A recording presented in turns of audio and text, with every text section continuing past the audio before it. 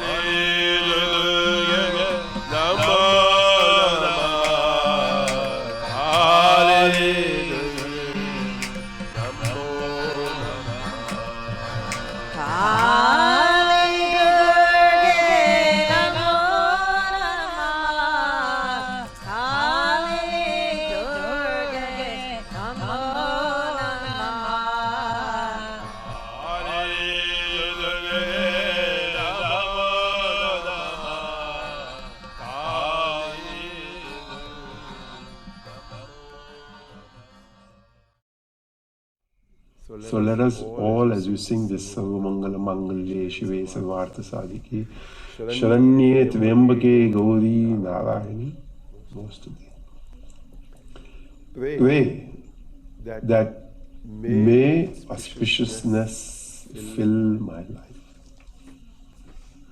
May auspiciousness fill my life. सर्वे भवन्तु सुखिनः सर्वे सन्तु निरामयाः सर्वे भद्राणि पश्यन्तु मा कश्चित् दुःखभाग्भयात् ओम शांति शांति शांति। सुंदर और पवित्र स्थल है जो कि शांति मंदिर का। तो इसमें इसके परिसर में झरने के पास में हमारे साथ नित्यानंद बाबा हैं और अभी थोड़ी देर पूर्व यहाँ पर दुर्गा सप्तशती का पारायण हुआ। और भारत से दूर आप ऐसा विचार भी नहीं कर सकते हैं कि भारत के ऐसे ग्रंथों में जो भारतीय मूल के नहीं हैं वो भी पूरी श्रद्धा के साथ भाग ले रहे होते हैं। तो नित्यानंद बाबा से हमारा ये अनुरोध है कि आप बताएं दुर्गा सप्तशती की महिमा, विशेषकर नवरात्रि की महिमा, और इस बार क्या विशेष प्रेरणा आपको इस पर्व पर मिल रही है। अशोक जी का नमस्ते और सभी दर्शकों का भी हार्दिक स्वागत। विशेष पहली बात ये कहूँगा कि मैं अशोक जी यहाँ आए श्रीमद् भागवत की पारायण के लिए, क्योंकि अभी पितृपक्ष संपन्न हुआ है और पितृपक्ष संपन्न होते ही ये शरद नवरात्र प्रारंभ होता है। भारत में तो देवी की महिमा बहुत है और विदेश में भी मैंने देखा है कि जो माता जी हैं अलग अलग नामों से यहाँ पहचानी जाती है, उसकी यहाँ पर भी पूजा होती है, लेकिन अपने यहाँ उसकी विशेषता बताई गई है। तो हम समझते हैं, हम जानते हैं कि एक तो मातृ स्वरूप है जो सबकी माँ है, सृष्टि की भी माँ है, हम सबकी भी माँ है। फिर उसी माँ का दुर्गा स्वरूप है, महालक्ष्मी स्वरूप है, महासरस्वती स्वरूप है, एक त्रिपुरा सुंदरी, ललिता।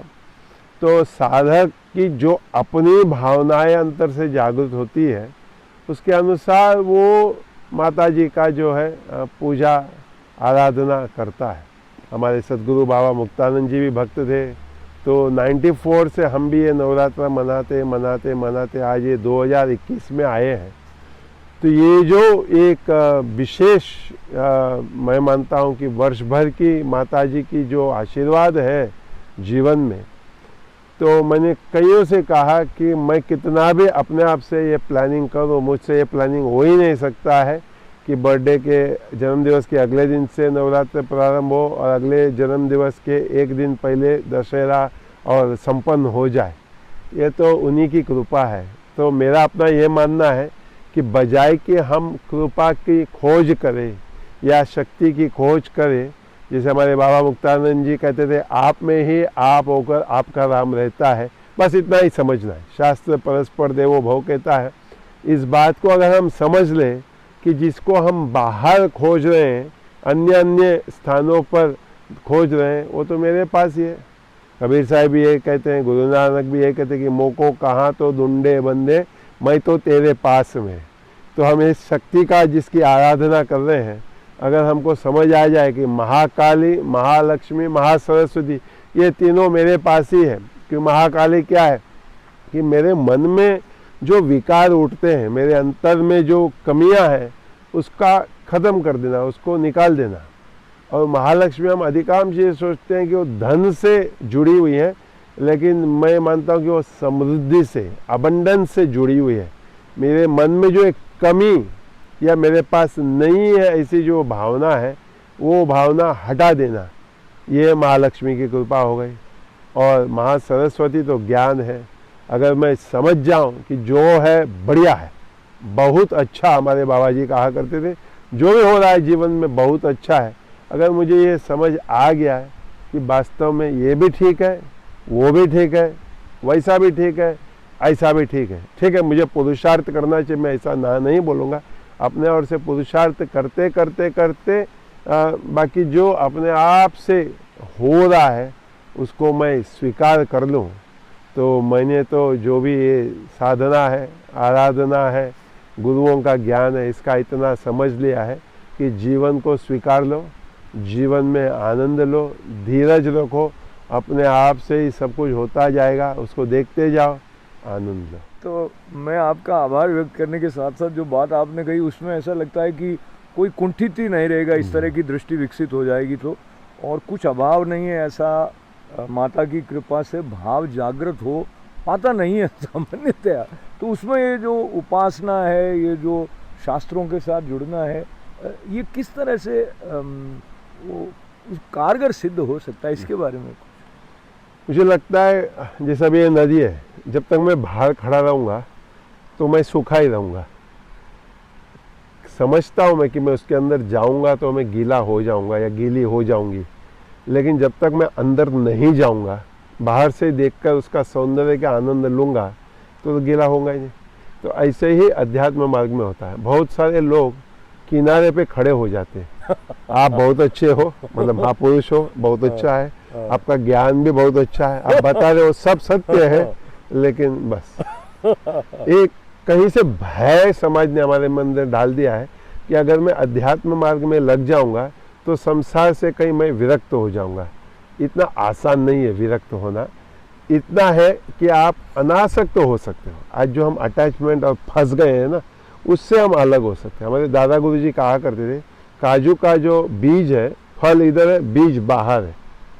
तो बीज उस फल से लगा भी है, अलग भी है। तो संसार में इस तरह से रहो, अन्य सब फलों का बीज उसके अंदर है। तो जब आप फल खोलते हैं उसके अंदर बीज, लेकिन काजू एक ऐसा फल है जिसका बीज बाहर से लगा हुआ है। तो उनका कहना था, तो ये बात भी समझना जैसा कि संसार में रहते हुए, संसार से जुड़े हुए भी संसार से अलग रहना। या देवी सर्वभूतेषु शक्तिरूपेण संस्थिता, नमस्तस्यै नमस्तस्यै नमस्तस्यै नमो नमः। या देवी सर्वभूतेषु बुद्धिरूपेण संस्थिता, नमस्तस्यै नमस्तस्यै नमस्तस्यै नमो नमः। इसके पीछे काली दुर्गे संपदा